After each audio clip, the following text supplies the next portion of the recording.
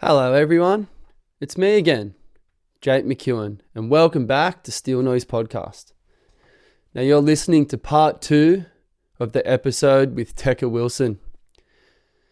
For the best listening experience, I would suggest listening to the first part of this conversation because throughout our chat in part 2, we make reference to topics discussed in part 1. Anyway, I hope you all enjoy.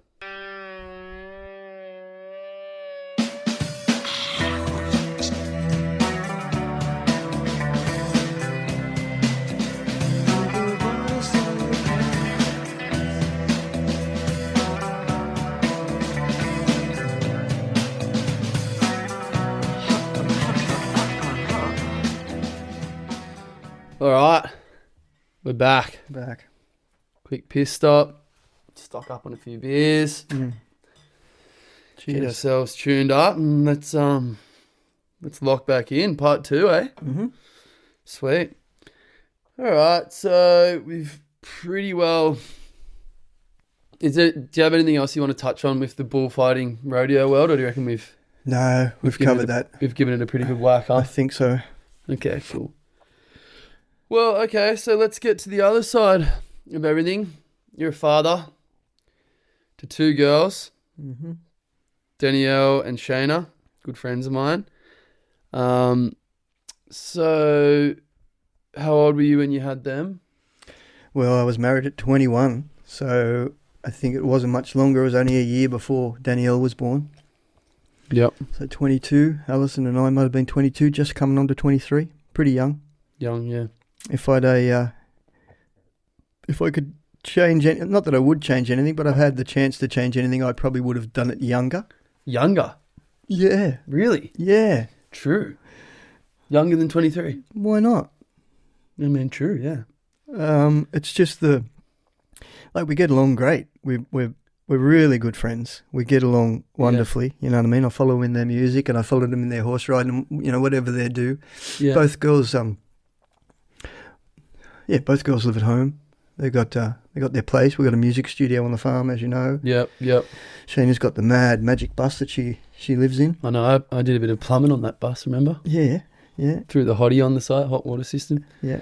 So I know it all very well. yeah.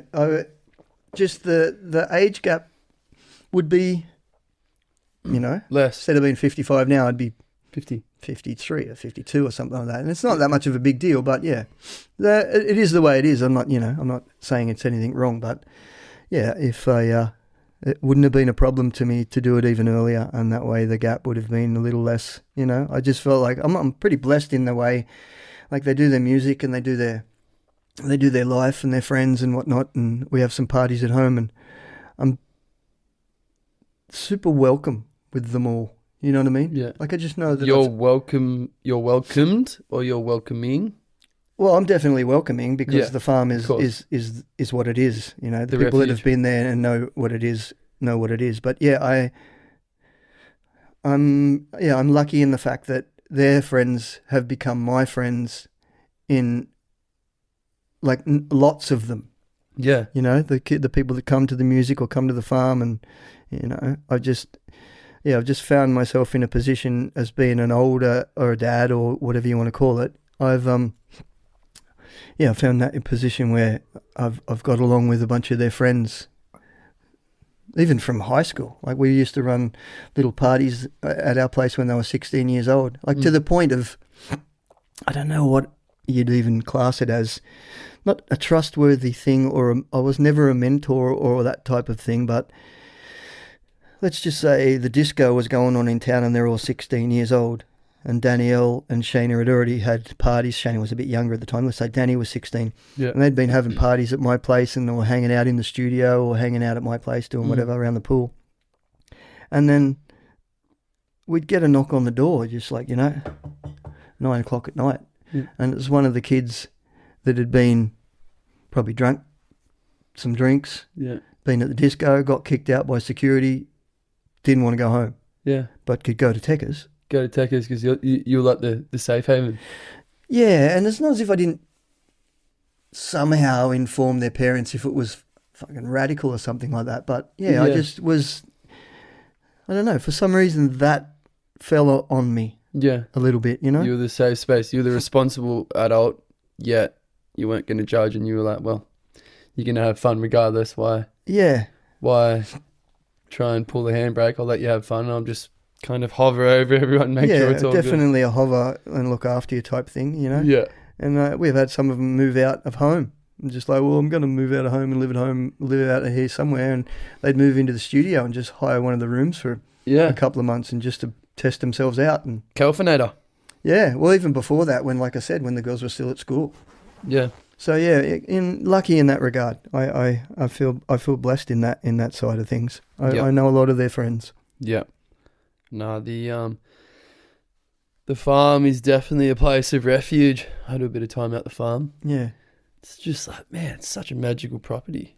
Oh, it's beautiful. Crazy. Yeah. You're just you got bush, you got farm, you got ocean, essentially 5 minutes away. You've got all of it tied into one piece of land. Yeah. No, we're lucky. We've been lucky for that for a long time. Which is crazy. Yeah. Mm.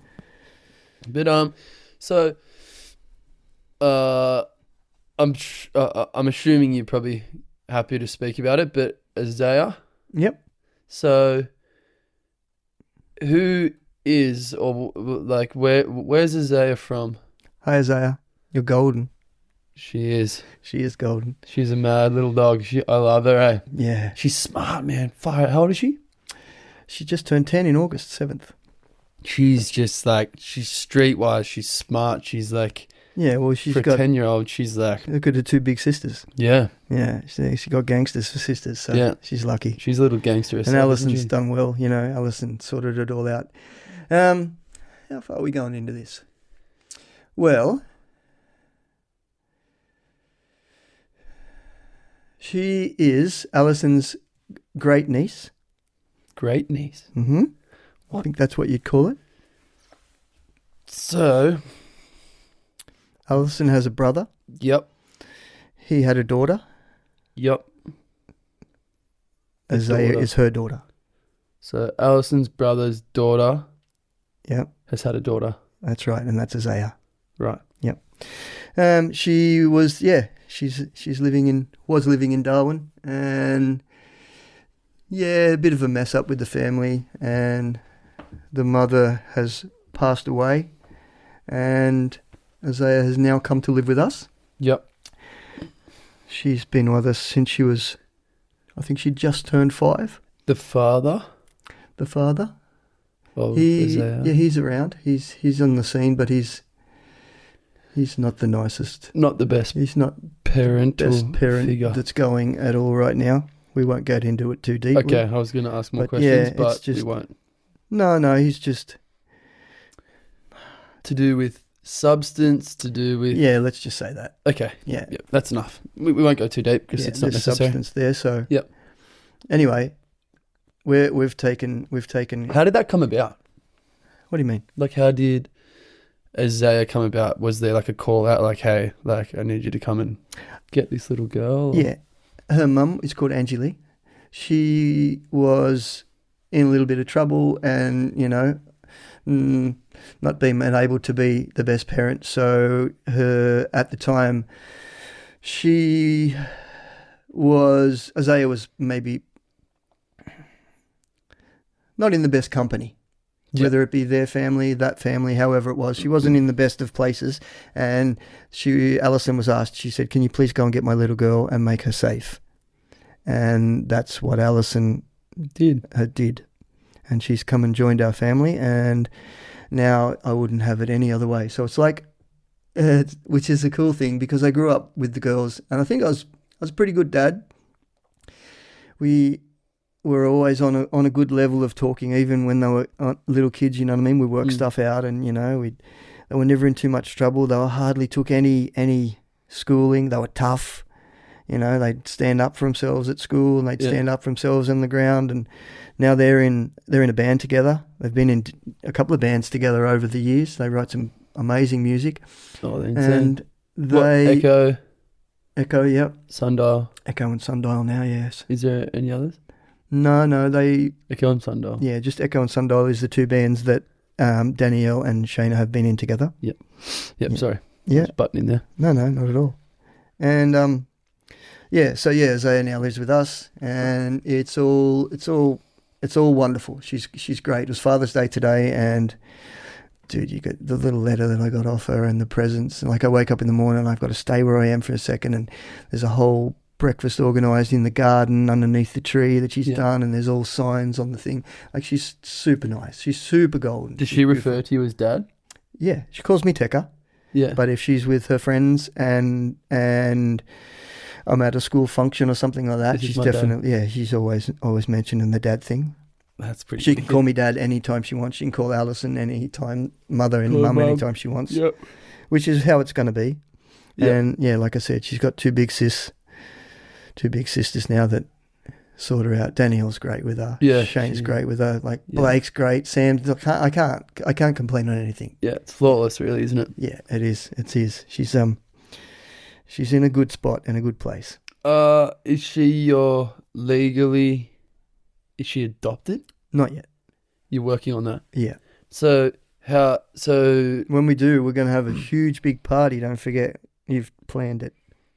So, right. So how does it go having a child in your custody, right?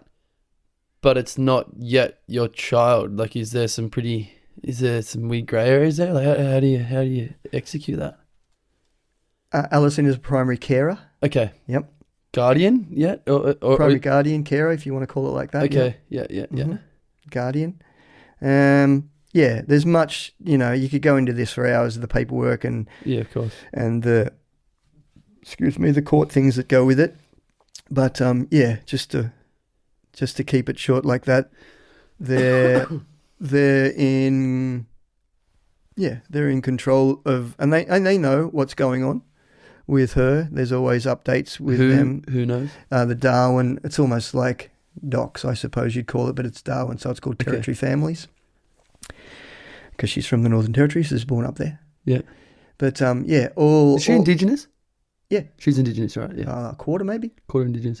So her mum, was it from both sides, or? No, her dad is Indigenous and her mum is part Thai. So she's half Australian, quarter Thai, quarter Aboriginal. Wow. Yeah. That's why she's so goddamn pretty. That's why she's so cool. Yeah. She's got a little bit of everything. Yeah. Mm-hmm. Yeah, so she's good. Okay. She goes to Milton School. Probably shouldn't have said that, but anyway. Everybody knows. She goes to she goes to school down here. So that's not gonna matter, mate. And she's beautiful. Yeah. It's funny, coming up there sometimes she's ripping around on the little motor. Yeah. And it's funny too because I'm always taken aback by like a younger kid when they can come and sit down. Like, I mean, she knows me now obviously, but when she first was hanging around, she didn't really know me from a bar of soap. Mm-hmm. And she'll sit down as to me, I mean, I'm going to say this loosely. Yeah. Me as an adult. Yep. I'm not quite sure if a lot of people would refer to me as an adult, but anyway, we won't go into that. You're getting close, mate. Yeah.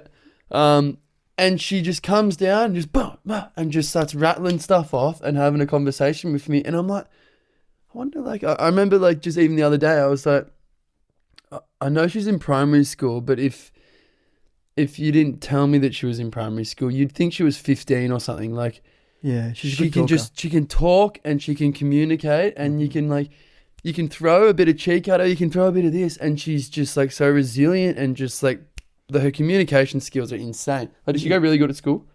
She's going great at school. She has to. Like, she's really good. She seems pretty advanced for her age. Yep. In a lot of ways. Yeah, she's got a good bunch of friends. She's got obviously she's got the good family around her, the two big sisters, I think, which is probably one of the major things. And the part that you might say about, like, she's just come down and sat with you at the studio. I know the times that you're talking about. Yeah, yeah. She'd seen you before. Yeah. Turn up.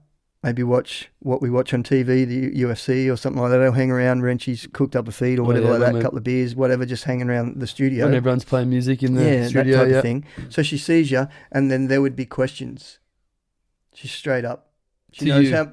Yeah, to us. She knows Who's how that much guy? Why is ruin he- you. Well, no, she is aware of how you and Wrenchy get along. Yeah. And then she's sort of pretty fairly judged that you and Wrenchy are good mates. So if Wrenchy judges you as a good friend, Yep. and then she might ask Danielle about, do you know Jake? Does he surf? Well, just a few little like kiddie questions. Yeah. And then once she's established, I think would be the word, that Teka, Alison, Sam, Blake, Danielle, And see Jake, and then you hung around, like, especially after Weaselstock. Remember, you come back to our place the day after Weaselstock, and we were just hanging around after the thing, and everyone was telling stories and doing whatever. And so you just sort of blend into that. Oh, right, really good friends with Wrenchy. Okay. And talk normal, so you sort of become part of the fam, sort of. Yeah, that type of deal. Yeah. So, Yeah. Oh, but she would definitely clarify. It wasn't as if, you know what I mean. She makes her own decisions. Yeah. Because there's some other people that come around that she doesn't really chat to that much. Yeah. But you just you fit the bill. I think also You talk good. Well, I talk good and I'm ADHD, which can be sometimes interpreted as being a bit childish. Yeah. If my girlfriend's listening to this, she can vouch for that one. But like I get on with kids really well. Yeah, right. Like I assume that I would be a young dad because I just love kids. Love them. Yeah. Love babies, love kids. I just love just stripping back all the expectations and all this angst you build up as a teenager of what you need to do and how you need to get there and all this. And they're just kids. It's just rawness. I love rawness. I love it. Yeah. I love people that are just straight, authentic. They're just going boom, boom, in the brain, out the mouth. Like, yes, straight up honesty. Yeah. So I think, like that's probably why we get on as well. Because she's just like, oh yeah, this guy's not here like trying to talk adult with me. He's happy to just he's happy to talk serious and have a conversation, but they get into the kid stuff as well. I think it happens with the kids like that. If you can, it's the follow-up questions. How are you, Zaya? What's going on? How's school and everything like that? And then sometimes that's the end. That's as far as some adults. Some people go, yeah. Because it's just like, well, what am I going to talk about now? But you just flip about the bike, and then you're like, did you know that I just went and surfed here? Or did you know I'm going to Mexico? We just and did like this. We just yeah, did and that, then all of a sudden the Mexico thing, where's Mexico, blah, blah. And then, you just, it's not as if you dumb yourself down. You're just open to be able to talk 10-year language. Yeah, I don't have to always talk 30-year language. Yeah. No, yeah. Yeah, no, same, which is why I've done good, I think, with my girls. We spoke openly about a whole bunch of stuff from that age onwards. You know, you can speak kid and you can speak adult. Yeah. It's almost like speaking another language, isn't it? Yeah, and you're blending it around. So yeah. Yeah, sweet. Oh well, no, man. I'm honestly like, I'm looking forward to seeing what she's like when she's 16, when she's 20. She's gonna just be like, she's just gonna have it over all these other kids. She's gonna be running the joint. Yeah, let's hope. She will. Oh, you can see it already. Well, let's hope she's as cool as Danny and Shane are anyway for my as a dad type of thing. I mean, I think just the way you're running the farm, Tech, like you're open, it's free living, but there's rules, there's respect, there's things that you can be what you want to be, but you don't this. There's no discrimination. There's no violence. There's no hatred. There's just a few rules of things that don't pass, and the rest of it you can do. And if you're in trouble and you're not happy, or you if things suddenly turn unpleasant, then you go to the king of the camp, and he can and he's a safe zone. He'll take care of it. Yeah. Like I think just having that, and then her having the girls, having Sam, having Blake, I think that in itself is probably enough to breed a good human being. You know what I mean? Yeah. Like the girls are so, I mean, they're two great friends of mine. Like, I just feel like that's just sort of that's the tapestry of your family. You know, I think it's a pretty given thing, a set thing. Yeah. In my opinion. No, I agree. It does feel like a wonderful place. Yeah. No, it's good. Like 99.9% of the time. Yeah. So good. and the 0.01% of the time it's generally squashed or handled pretty quick. So. Pretty easily done, yeah. Yeah.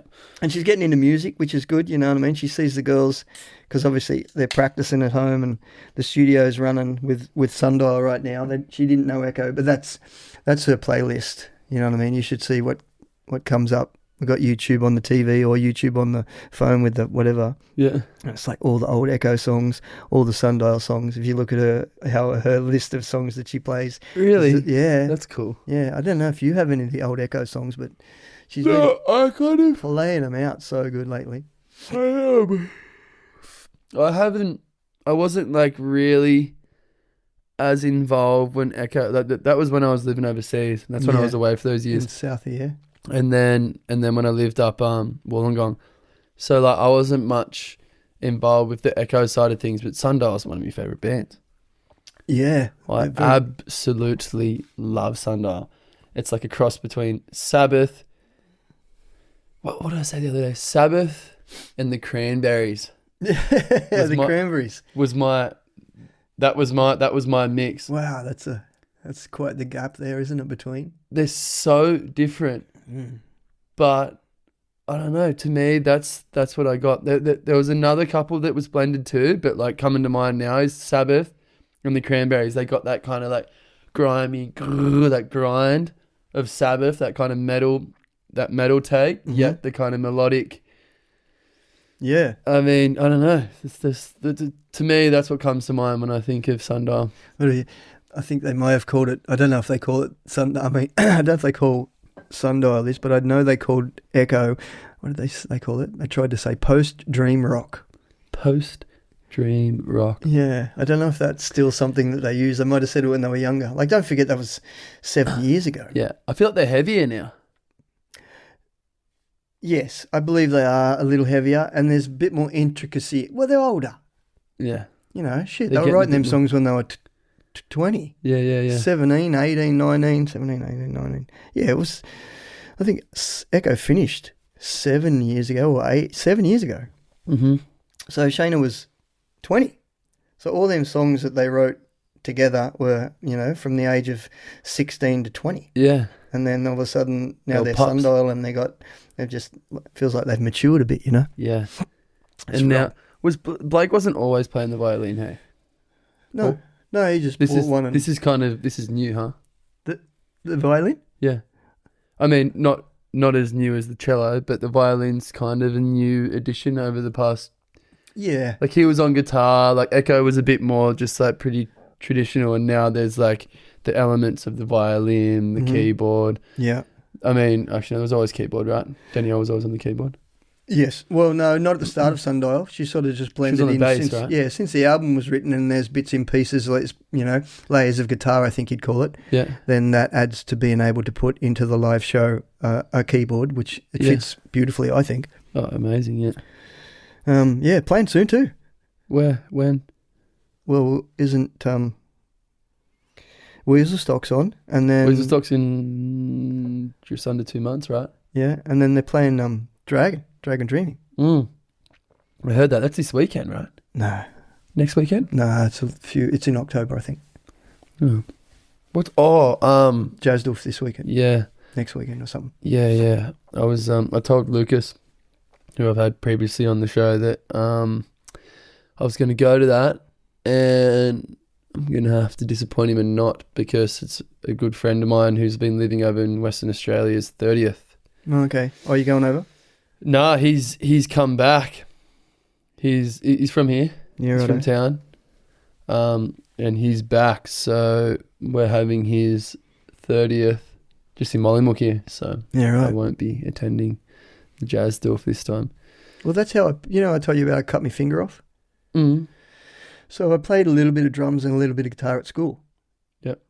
And then, like I said, this finger was degloved. You could see all the bones through there, and they put it all back together. And so is deglove kind of like if you were to get a ring and it was to get hooked on something and it pulls the skin up over the bone? Is that what deglove means? Pretty much, yeah. But I didn't have a ring on, obviously. I just put my hand on the bull's horn through the chute, which is something I've done a million times before, and trying to get him to stand square. So imagine he's leaning against the chute and the rider can't get his leg down. Yeah. So if I just tap him or push his horn carefully, I can make him maybe move the rider or get down, and he will be able to get out of the chute cleaner. And then I touched him, and then he didn't move, and then I changed angles and I touched him again. And just the third time as I did it, as I said, I was a bit rattled of the whole night by then.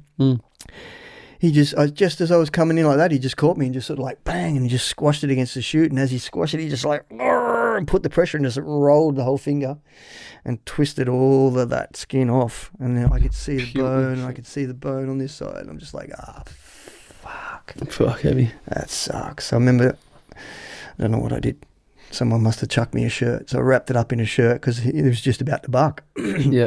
I wrapped it up in a shirt and did whatever I needed to do, fought the bull. And then I think I finished, there was only 6 bulls to go. So I left it as it was, wrapped up in the shirt, did the last bulls, and then I was off for that journey that I just told you about. Yeah. And he said, you'll never use it. Because there's a little bit of nerve damage, there's a little bit of, it's not working great, you know what I mean? Like you can still dislocate it, doesn't... Fucking does it, shit. So it sort of comes apart pretty easy. Yeah. Hey, what the hell? Yeah, just like, you just like... Does it pop out? Yeah, it's out. But it just goes, it does, because like, imagine, I think if your knuckles like this and there's something that holds onto the side, there's nothing on this side, so it just like falls apart. Wait, can you hold that up? Oh yeah, just like you put it like this and you just... Oh there's just my gosh. It's almost what dislocated. the fuck? That's crazy. I didn't know you could do that. Yeah. Anyway, it's So good. It holds good. together, and I can hold and climb and do a whole bunch of stuff, but it's a little bit numb in places. He said, Yeah. you'll never use it. It'll never be any good. And I'm like, fucking bullshit. So Whatever, mate. as soon as the stitches come off, I picked up guitar again. You just got it moving. Yeah, straight away, and just started trying to do as much as I could. And I'm not a great guitarist. I write a few songs and whatnot, but yeah, it's definitely helped the movement of it all. But it's just it's a little bit numb, you know. Well, I've had plastic surgery on my foot. Did you? I got run over by a lawnmower. Have you ever heard that story? I think maybe a little bit. I'll tell you about it later because this isn't about me right now. Okay, yeah. But I got run over by a lawnmower when I was a kid. Got plastic surgery, and they said that as my foot would grow, my toes would peel up, and I'd have to cut it and keep adding bits to like stretch it down. Right. And they did the surgery, and my foot grew, and essentially against the law of plastic surgery, it just grew normal. Nice. And my skin just stretched in between where they did the plastic surgery. But I've got spots still. It happened when I was 8 years old. Mm-hmm. I got spots still I can tap, and got absolutely no feeling, dead numb Yeah. still, like in parts of my I think foot. that happens every time you cut your skin. I have it from my shoulder operation. Scar tissue or something maybe, or I don't know. I think they just cut through or sever through some nerves or something, because I have some spots on my shoulder and on my back that I believe you could probably put a pin in. you wouldn't be able to feel. I don't think so. Mhm. Like Alison scratches my back sometimes. So you feel that? I'm like, no. And you reckon that's the scar tissue? I think so. It's either scar tissue or where some nerves have been severed. Yeah. So yeah, that's what got my finger back moving. And next, you know, I quit rodeo and joined a band. Yeah. So let's talk about music then. Yeah. You quit rodeo at 39, Yeah, 38, 39. 38, 39, and then joined a band. Was that something that was making you money, or was that just you were No. working? I'd always listen to music. I have a great collection of records and music that I like. I think I have a pretty good taste in music. And the girls were into it. I was always trying to get the girls into music. We had some guitars and we had keyboards at home, which is the studio. So the studio was our house. You were living in the studio? Well, it was a house then. Before it was a studio, it was a house. And who was living in the... Mum and Dad were living in the house that I live in now. Okay. Yeah. And your parents are... They're both dead. Okay. Both gone, yeah. Yep, sorry. Yeah, Sorry to bring Mum that up. died of cancer. Yep. And Dad actually died in the stables. A horse bowled him. Really? Yeah, I mean, he went out doing what he knows, huh? pretty much. As much as it's not a pleasant thing at all, it's kind of, Yeah, in a way, it's a good tale to go out doing what you love. yeah. No, the horse was a horse that he built pretty much, grew up, got it ride and got it working, did all the things with it, and then he'd sold it off to a girl. And beautiful horse, most gentlest, nicest horse you could ever imagine. Anyway, a hood. So sometimes horses wear a hood and a rug, and they'll be joined together. So is the hood the thing that goes over its head, and it's got the little things to protect it from the flies over its eyes? No, it didn't have eye fly things. It just had holes for the eyes. Okay. And holes for its ears. What are those eye fly things? Can they see through them? Yeah. Okay. Yeah. It's just like a big fly screen I was thing. always like, what's this poor bugger doing? Getting around? He can't see. He's just got this mask. He can't see anything. Can't see. Yeah. Anyway, the horse must have laid down sometime during the night and got its hood had come forward, and instead of having eye holes and ear holes, it had come forward, and the strap's under the chin, so the strap was in its mouth, and then it was blind, so it was blocked down. And he must have just walked into the thing, and it's run around, bowled him over, either knocked him out or did something, and then not knowing, because it's been blindfolded all day. Yeah. And run him over. No And good. What killed him? Like, did it knock him into cardiac arrest, or did he get it was trampled, the heart. I think he got trodden on and he had a heart attack? busted his heart thing. Fuck, man. Sorry to bring that up, but shit. Yeah. And how old? Rough day. How old was he? 61 or 62, I think. Yeah, so he wasn't super old. You had Sean Wessel in here, and he talked about his dad. Yeah. My dad and his dad ran a company together. They were builders together. Shut up! Yeah, I was just 10 years. about to bring up Shawnee Wessel and say, so Tall Sean, who's previously been on the show, for people listening, his old man. I was about to bring that up because his old man died apparently standing up, surfing, riding a wave, had a heart attack on the wave, and went down. Wow. Yeah. And I'm just like, Yeah. it's funny that they had a business together and both of them went out doing what they do best. Yeah. It's kind of a little bit symbolic there, a little bit of It is, a little bit poetic. Yeah. Well, I never really thought about it like that, but that's true. Yeah, both of them. Like, yeah, Tommy went out surfing, and what was your old man's name? Vaughan. Vaughan went out in the stables doing what he knew. Yeah, doing horses. And it's, oh man, the worst one's cancer, man. Yeah, it's that just sucks, like, doesn't it? I won't name names, but a good buddy of mine's, one of his folks has recently been diagnosed, and we're hanging out and having dinner and stuff, and it's just like, it's a crazy concept to think that at least one out of our big crew, my big group of mates, at least one, if not probably more, if not half, is going to go down to cancer. You know what I mean? Yeah. Fuck. Yeah, shit. What a grim fucking concept. What a grim reality, eh?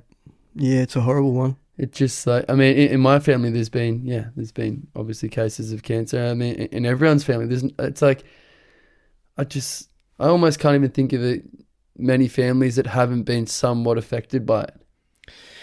Yeah, I think it's nearly everybody that I've ever spoken to. There's somewhere in the vicinity of a friend or a relationship that has gone out with that. So, there's always, you always know someone that's gone down to it. Hey, yeah, fuck, it's full on.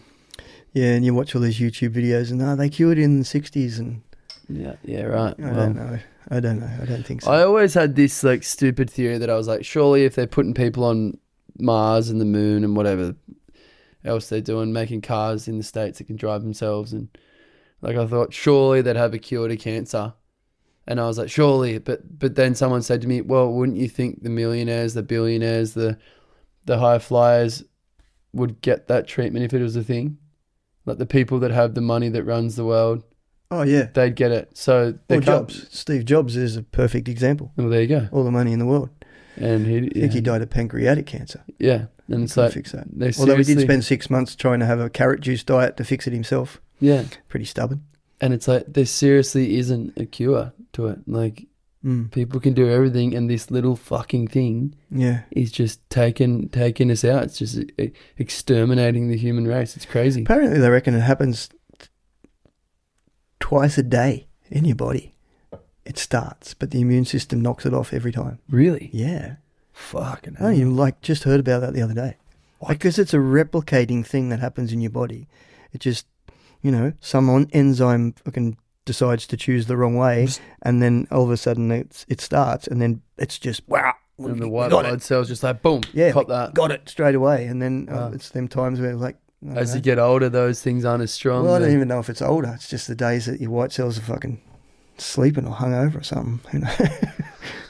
Fucking hell. Yeah. Fuck, it's grim, isn't it? Anyway, enough of that topic. Jesus. Yeah, let's steer well away from that. That is enough. Yeah. What else? I got some stuff written down that I was... So meditation training, is that what we were talking about before? Yeah. Okay. Yeah. So you didn't do like an actual like course? No, I read a lot. Training? I had plenty of books. Yeah. The meditation training was more that you meditated and that helped with your training and that helped with your bullfighting and that helped with your parenting. That's more... Yeah, it was the headspace to be put in once you figured out where the switch was. Mm-hmm.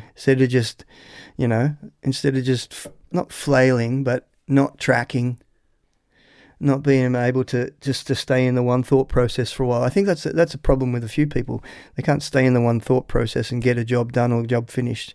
Yeah, it's an ADD thing or whatever you want to call it. Yeah, that is. Yeah.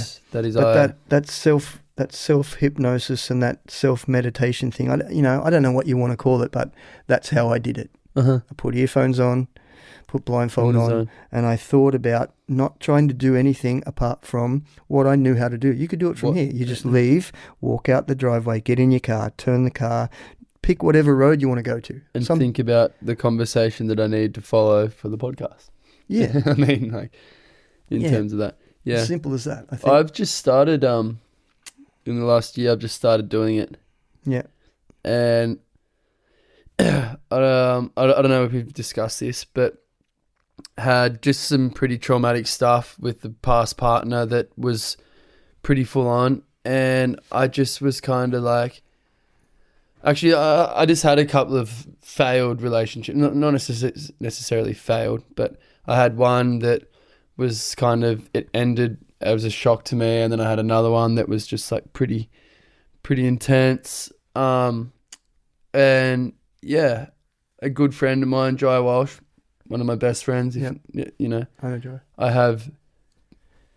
I throw out the term loosely best friend.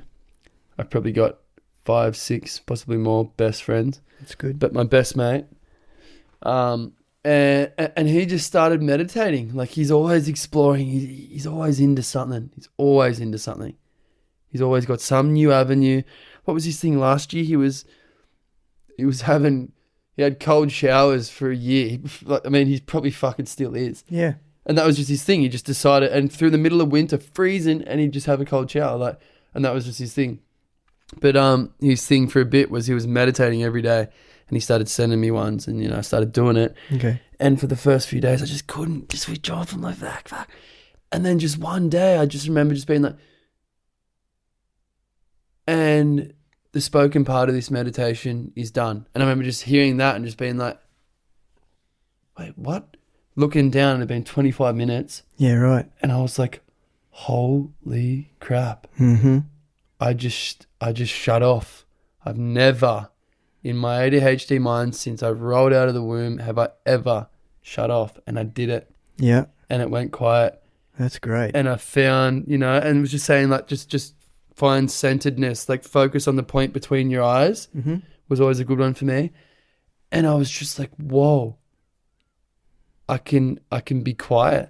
Yeah, right. Holy crap. This is crazy. And that was just that one time it happened, I was just like, whoa, okay, I'm on a whole new thing here. I think that's the point too. Once you get that, or once you've happened to fall into that, once you feel it, yeah.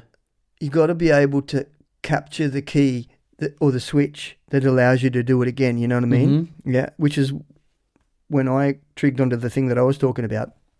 I think I said at the start, you wanted to do it as a bull rider or as a jiu-jitsu or something like that, you know what I mean? Boxing. My dad was a Golden Gloves boxer. He used to teach me a bunch of boxing and things like that. And he's like, you just got to think through it. And I could never have enough memory to think it through. But then once I figured out how to switch that spot on and get into that meditative state, I could go under then and then think about all of the craziness that was going to happen as a bullfighter. some of the most insane, crazy wrecks that you could ever imagine, I'd already done in my head, meditating. So when it came time for something to happen that was in real life, I'd already done it.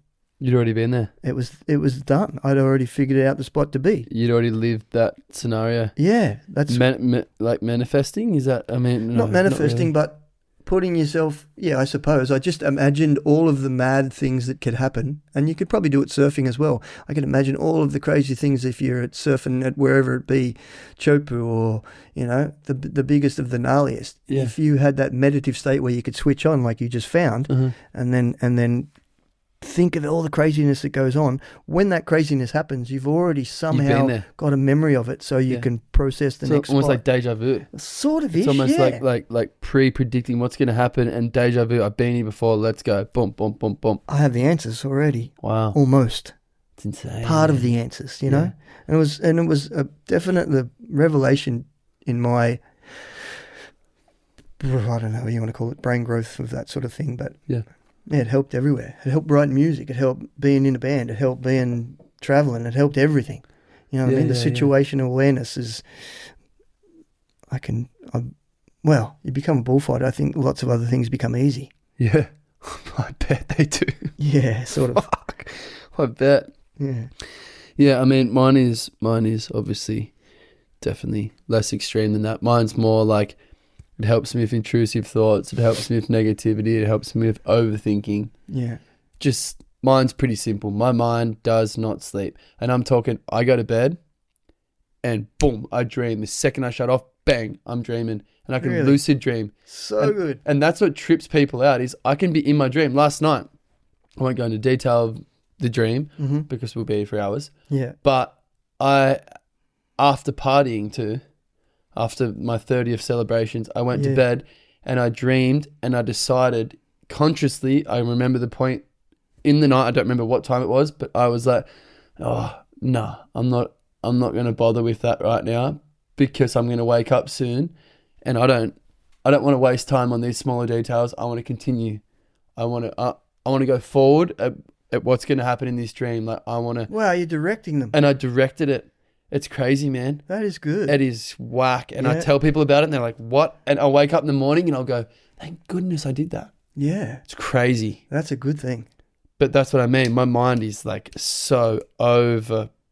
It's just on. It does not stop. I sleep, it goes. I wake up, it goes. It does not stop. Well, I know that feeling. I think that's, I might have partook in smoking things back in the day as well for the ability to have a tracking mind. I was a bit like, I think I would have been self-medicating. I'm sure if it was diagnosed back when I was at school, it probably was and all, but just that lack of concentration, lack of care, probably ADHD, whatever you want to call it. But probably, yeah. Yeah. You don't have any like mental darkness or anything like that we were talking about before. I mean, it can come from that because you were talking about a relationship a minute ago. Yep. I can just over create. I can, what's the word I'm looking for here? I can facilitate my mind.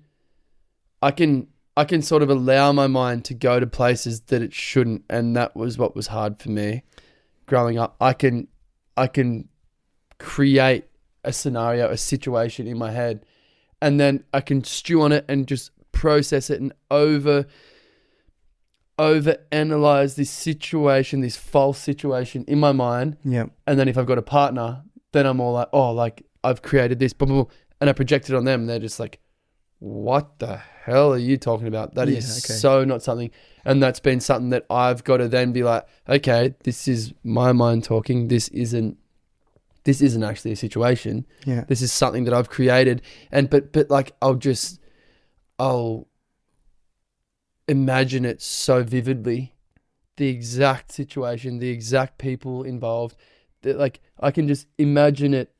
I can close my eyes and I can imagine every single sequence and part and component kind of unfolding in my head. Yeah. And then I just go around and loop and around and around and around until I'm just like, oh man, it's just too much. I need to get off my chest, or I need to I need to address this with a partner or something. Yeah, that's the thing, isn't it? It's crazy. I've had it for a little. I've had probably going back and thinking of things that you've done wrong or things that you've done wrong that might have put people or family in jeopardy or danger and that sort of stuff. Yeah, that's which for has sure. led me down to that sort of, negativity thing. Mm-hmm. But then I've heard this saying, I heard it years ago, and I've only, I think I've recently, I have it written down on my phone anyway. It's like there's two wolves. Yes. Or two black dogs, if you want to call them that. Yeah. One's called darkness and despair, and the other one's called light and energy. Yeah. And they battle and they fight all the time, which is like your brain doing its thing. Which wolf wins? I'm not going to answer it because you've already. We discussed it in the break, which is funny. The one you feed. The one you feed. Yeah.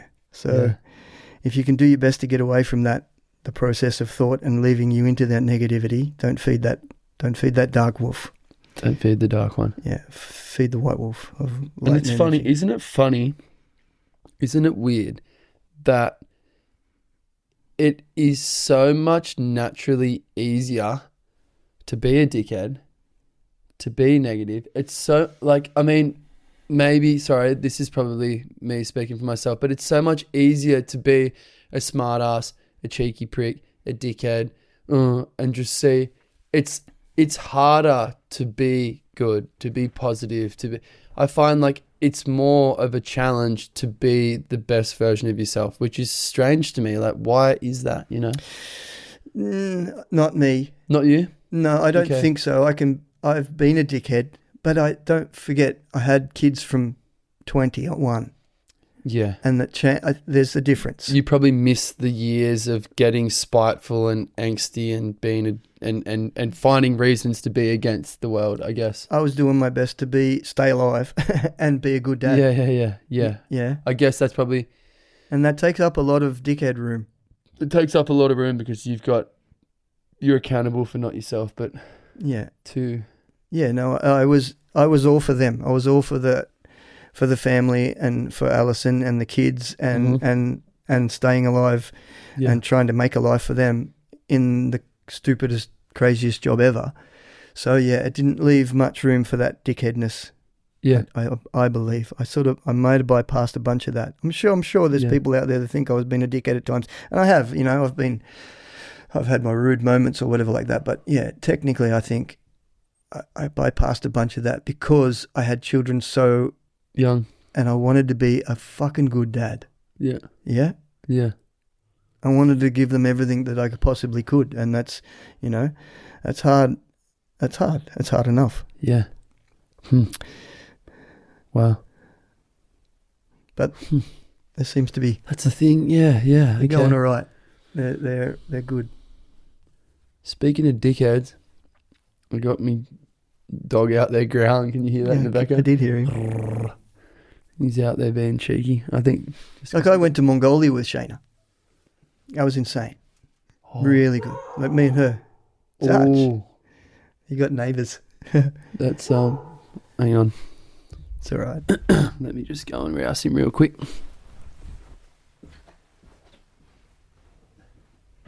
Hey!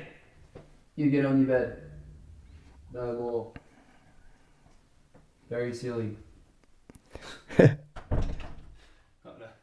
Yeah.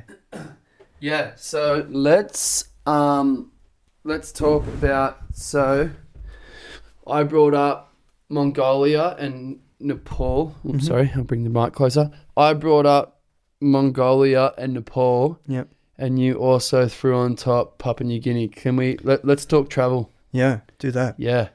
Travel is the best thing if you can do it. Let's go there. That's what I want to hear. The greatest thing, whether it even be around this country, driving around, backpacking and staying in camping spots and all the rest of the stuff. Yep. I got a chance to go to New Guinea, which was for fighting bulls back in the time. Really? Yeah. In New Guinea? Yeah, they have an ag show up there and they have a bull ride involved in the thing, and they don't ride for 8 seconds to get a score. Whoever rides the longest, so they just have this massive big open paddock where everybody rides. Wait, sorry. Let me just go back a second. Okay. So, the way bull riding works is you got 8 seconds and you get a score of 2 judges.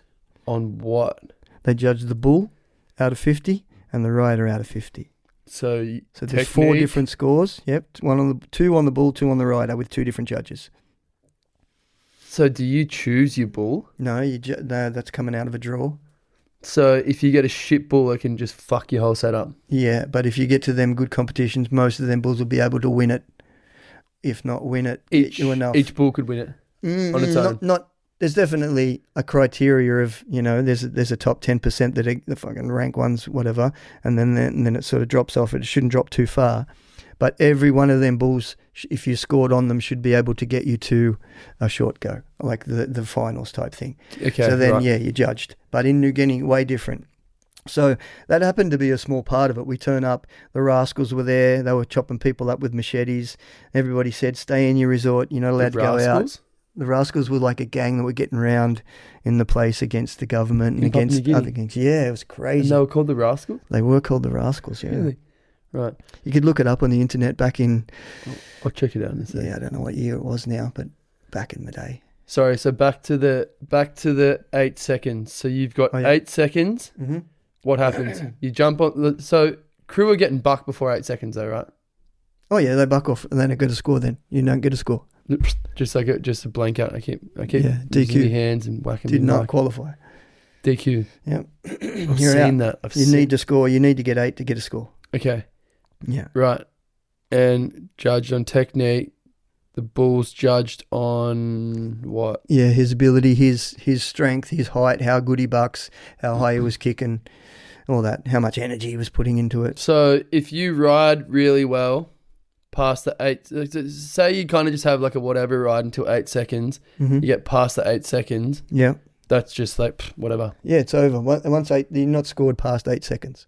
And so what are the Cowboys? Are the riders? They just get off then. The riders are just releasing and jumping off. Yeah, and then that's where if you got a hooky ball, like I was saying before, you know how there's a left hand and right hand, and you've got to get off that way. Yeah, so if the bull's there and he's about to get off that way, I'll be like, "You ready? You ready?" And I'll know when I have the contact with the bull and I've got him just about to bend that way. As he bends that way, he follows me and they part company and I take him that way. What? So that's how it should work. So I just assume that the longer you stay on, the better you're going. No, right. It's 8 seconds only. So I have absolutely no fucking idea. No, that's all right.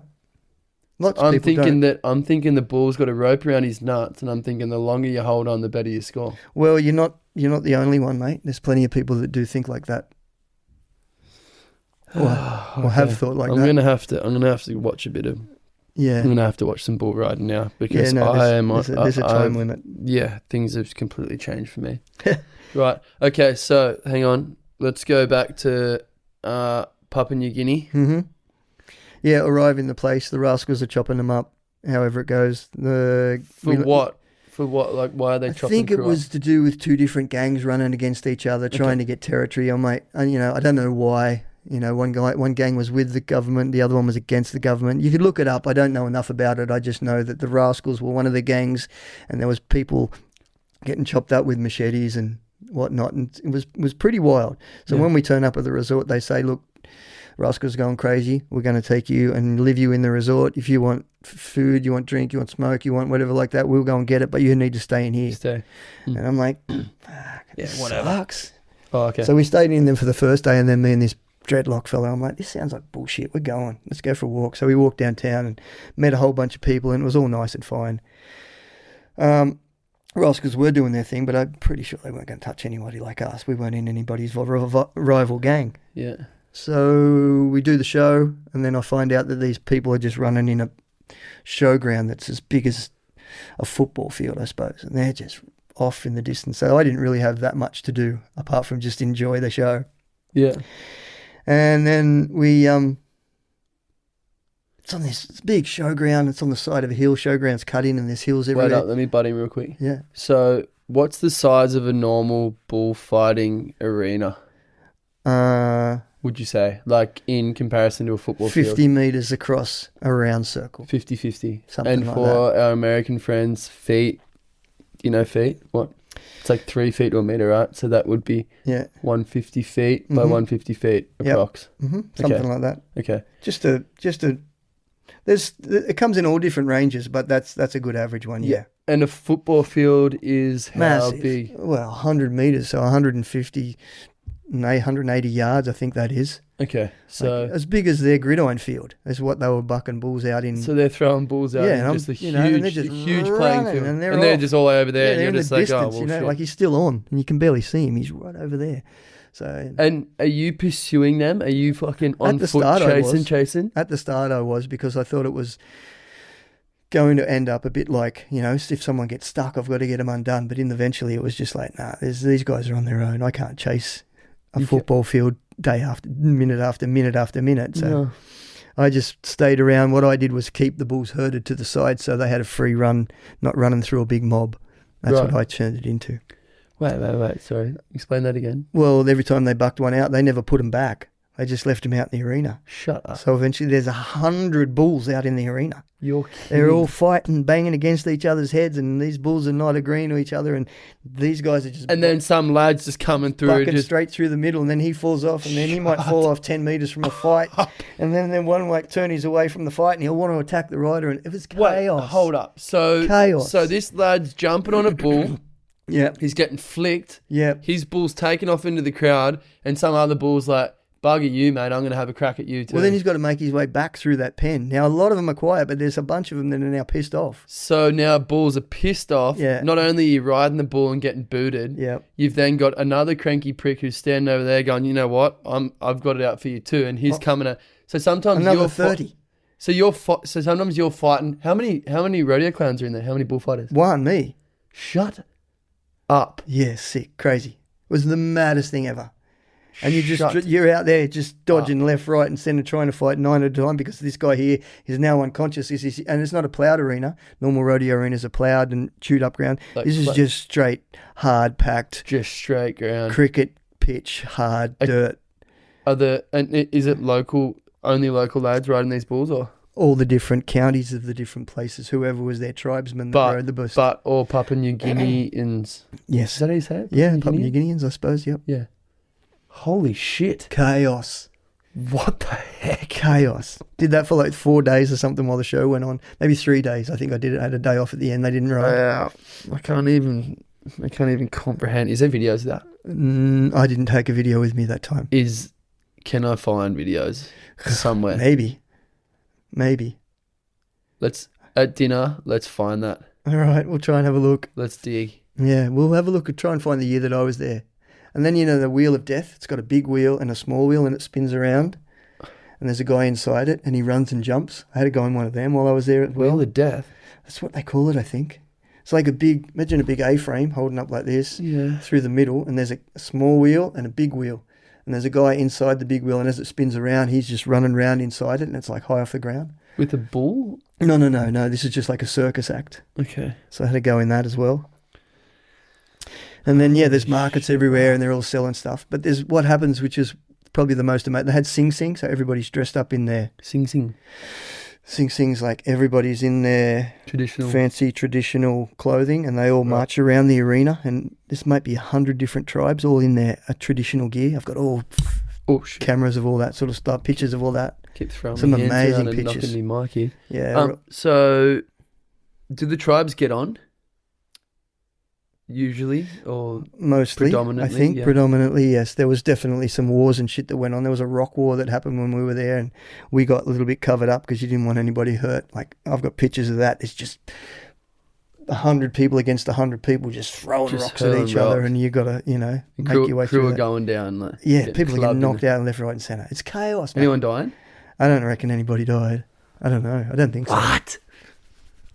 That is so hectic. Yeah, it was What pretty the crazy. heck? And then on the last day, how is it? So there's 50,000 people on site, and it's a showground 3 times bigger than Milton Showground. So, it's, Big. it's on 20 acres, I suppose you'd call it, maybe more, 30 acres, as big as my property.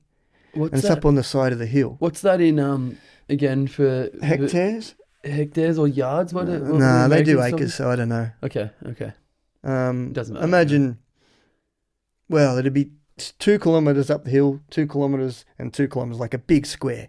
And then the showground was huge, big ground. There's 50,000 tribes people there, all in dress, all in doing whatever. Anyway, it gets to the last day, and you hear everybody's milling about, buying their last bit of groceries and doing whatever.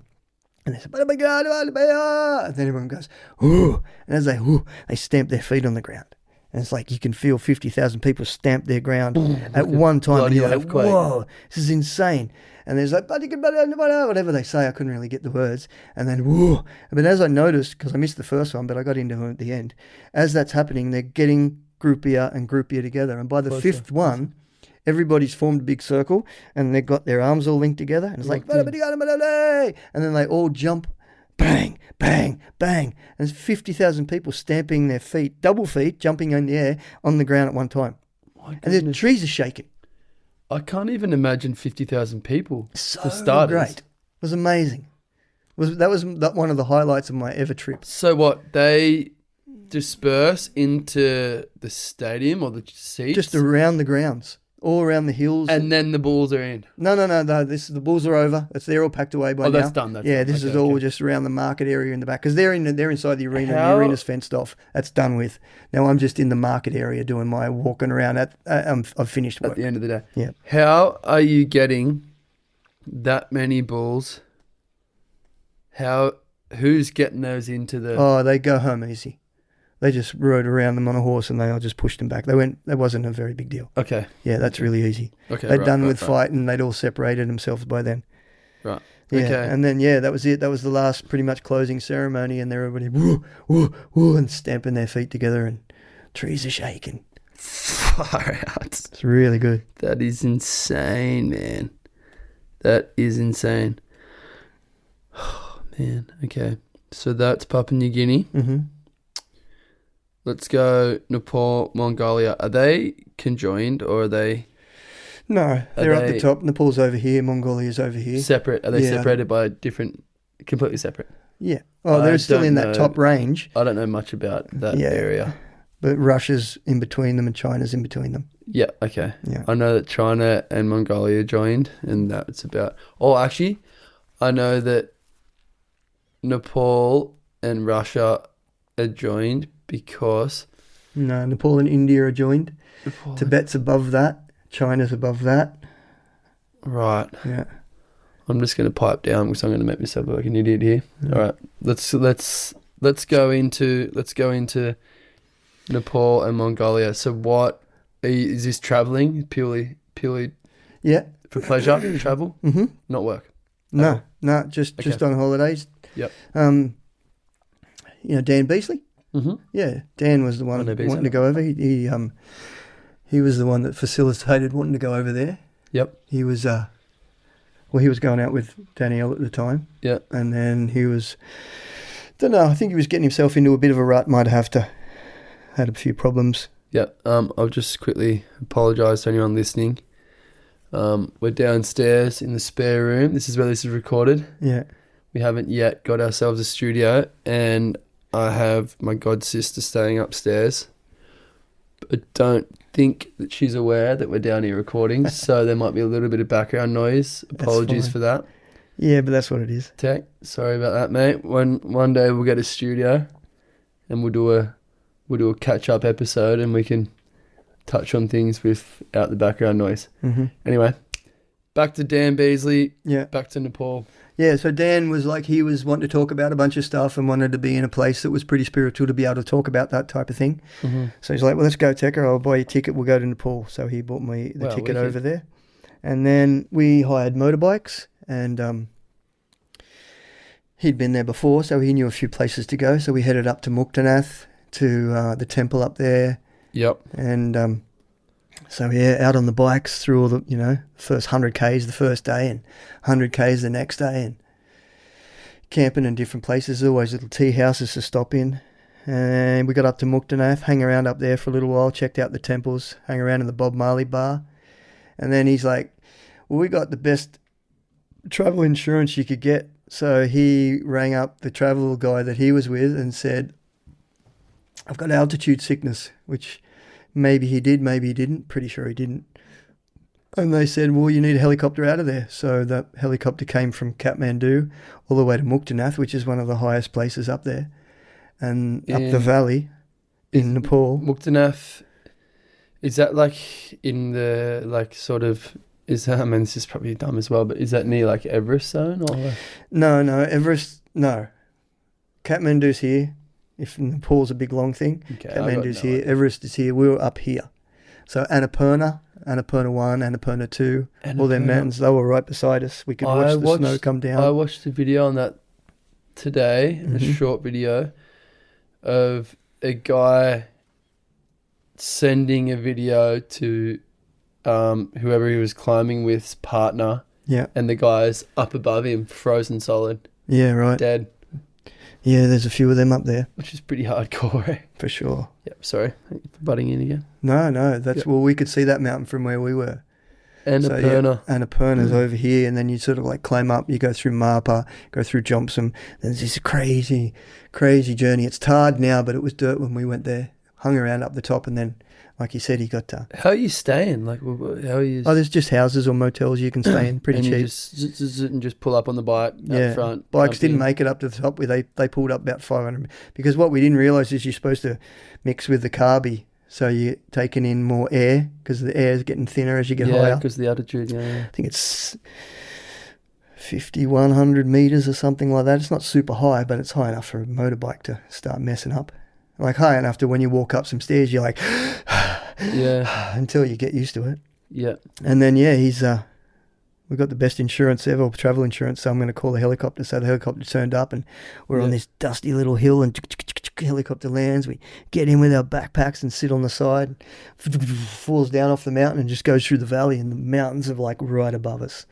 Back into Kathmandu, stay in the hospital overnight just to make sure he didn't have altitude sickness. Yeah. Back to Kathmandu in a taxi, hired 2 new bikes, new place. Then we went up to...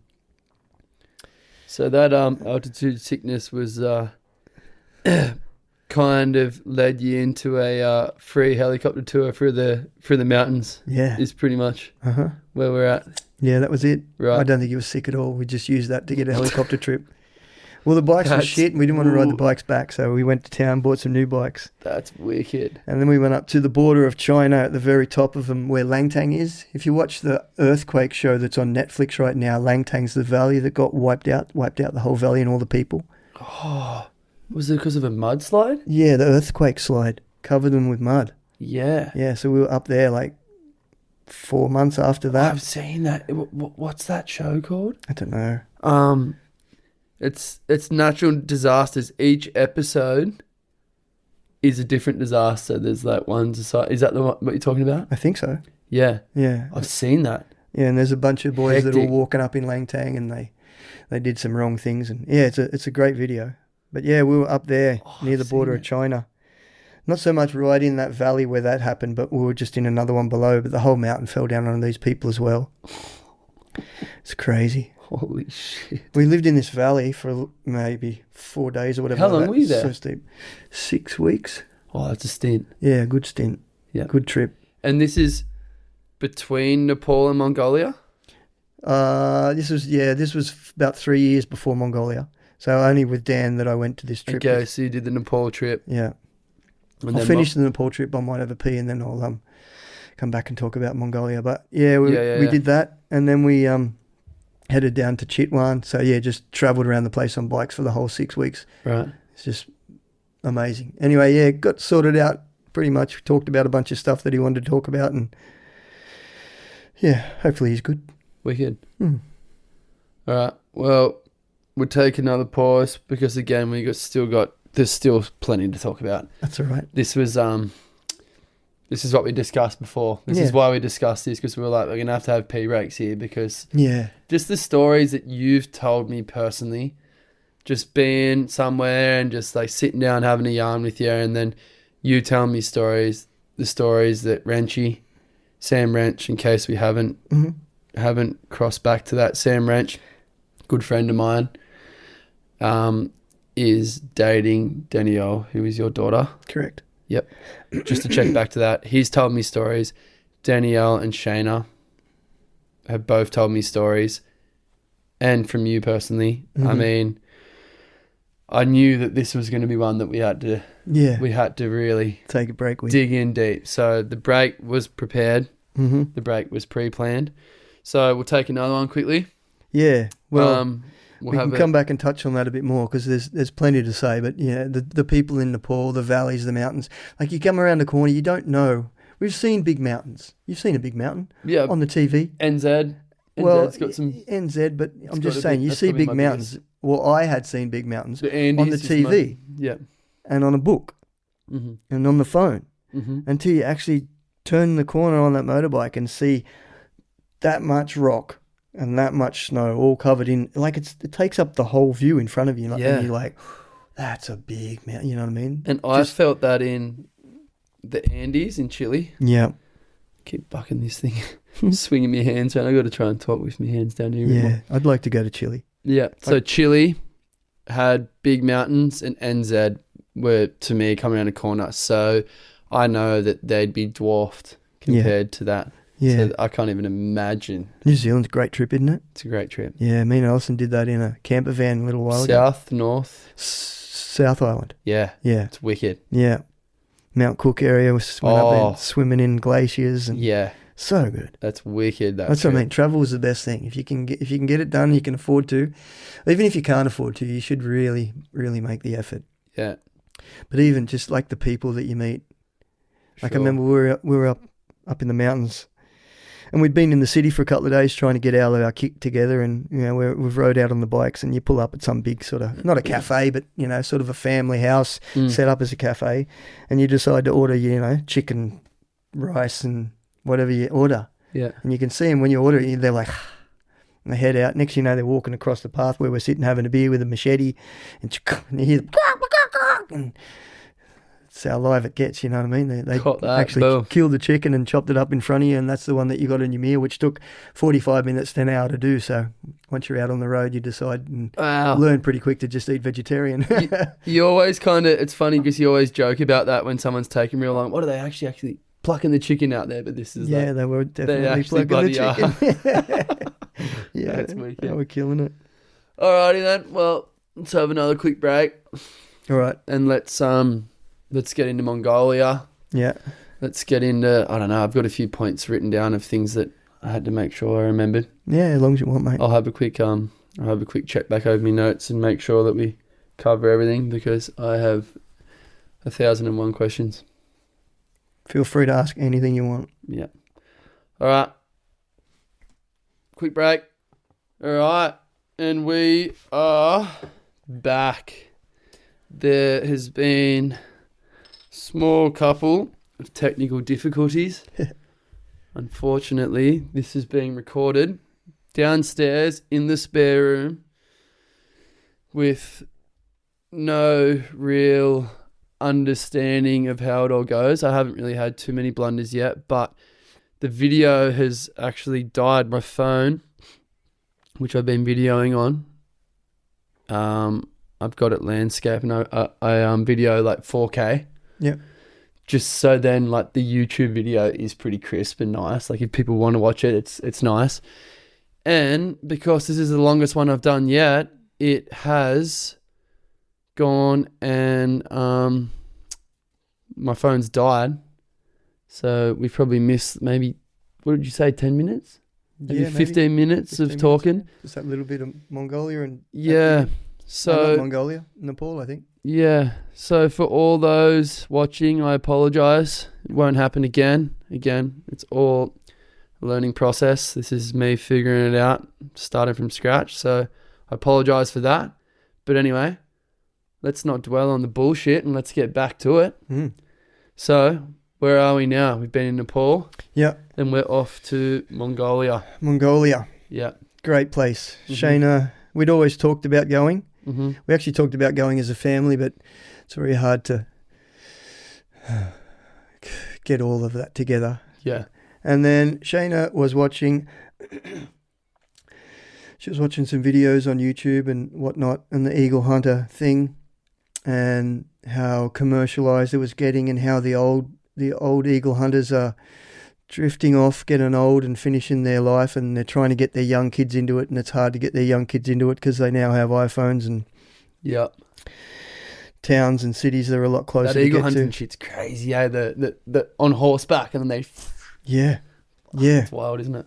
It is. And, you know, we've all seen it on on video and seen pictures of it and things. So anyway, Shayna comes at us one day and she's like, well, I want to go to Mongolia. I'm like, yep, right, I'm in. I definitely want to go. How we do this? Yeah. And I think at the start she was just quite happy because I was working. I Yep. just got this contract that I was doing, working. So I think she'd maybe like tested the waters with me, and then she's decided that she's going to go on her own. And then I think they got back to her and was like, look, I don't know if we want to support you being so young, traveling by yourself. She would have been 20. Wait, who said this, sorry? 22. The people who were going to organise the van for us to drive and our translator. Okay. So when we anyway, I'll get into that.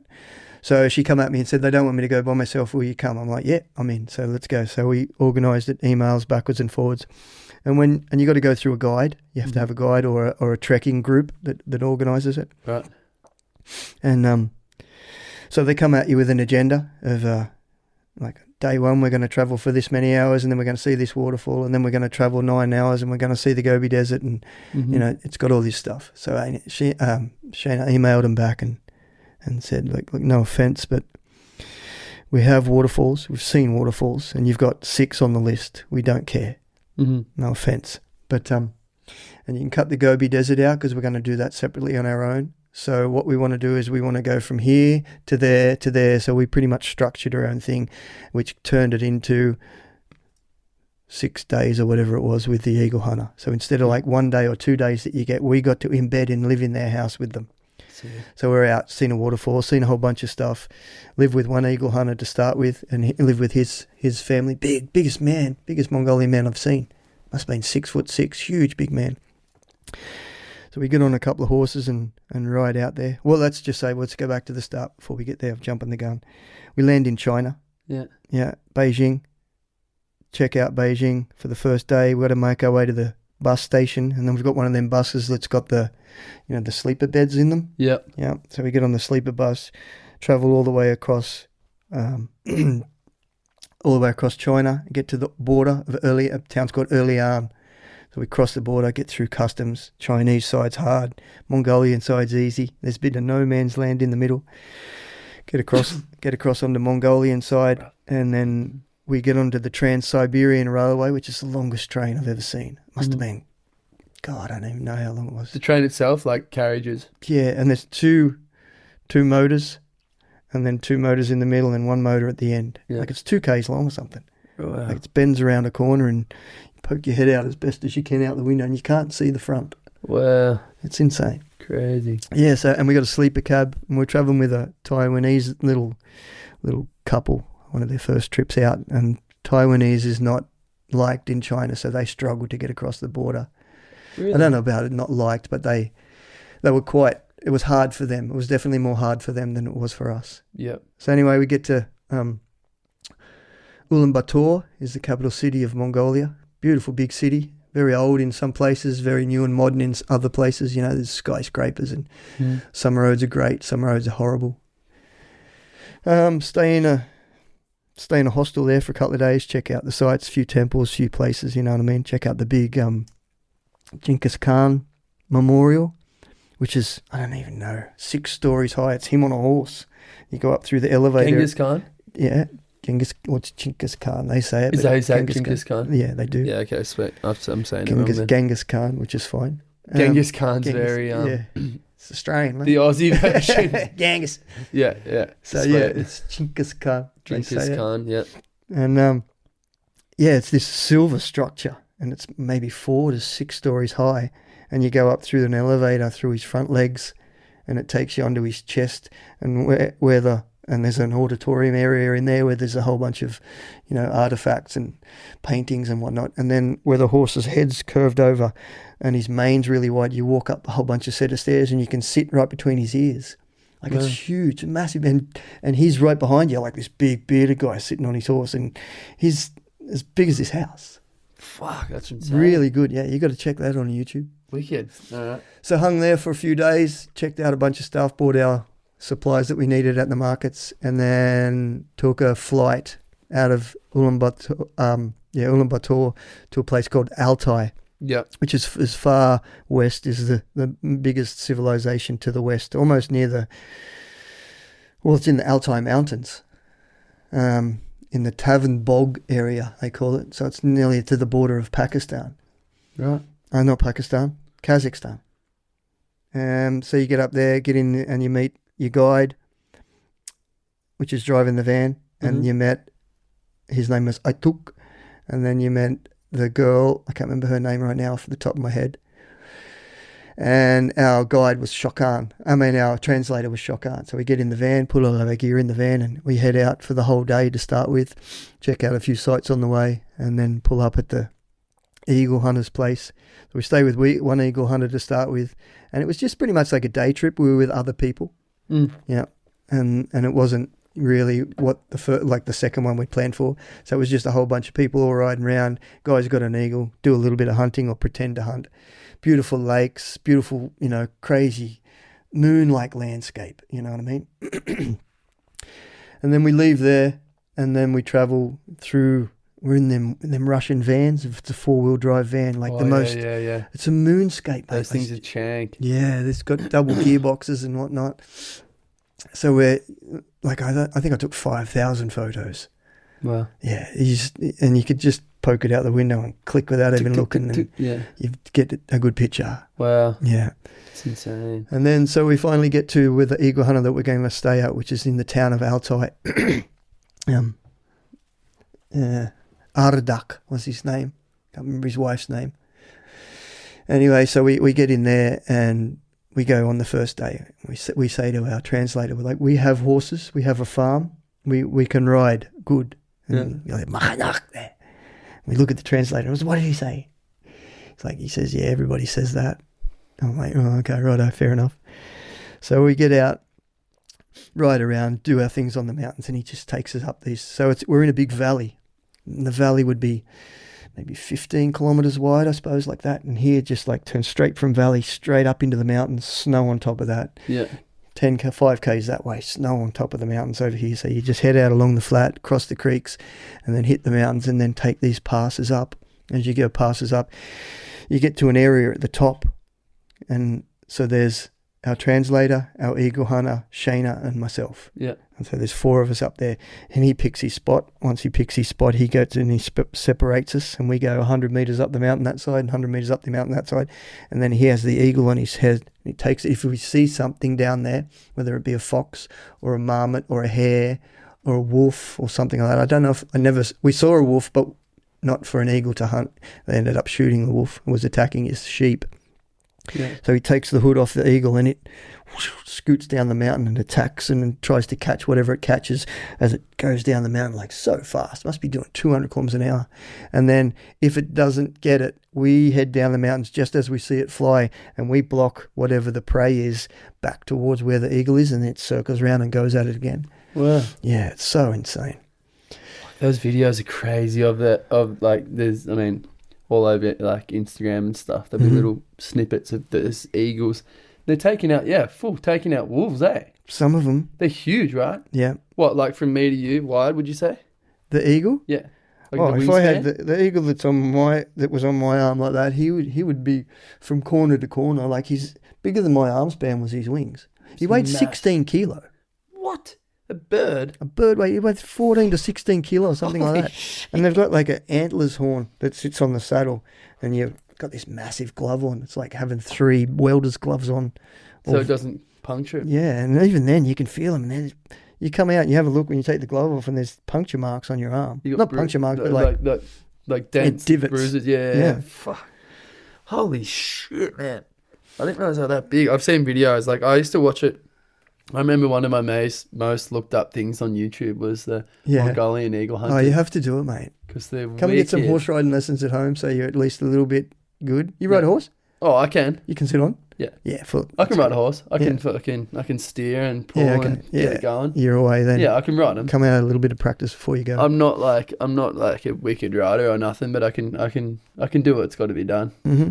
I could probably ride it from the field, like from your paddock up to the back door and like tie it up and that. Yeah, for sure. I can do that much. Yeah. I wouldn't be able to like do anything too elite, but yeah. So you go in there and they've got so we got into their house. We stayed in his trophy room, which was a room a little bit bigger than this, I suppose. And there's just wolf hide, fox hide, all of his trophies all the way. And we're just staying in this place on the floor. Wow. We've got a heater in there that's got heating all around through all of it. So it heats the place up like the walls have been built around. Is it a nice place?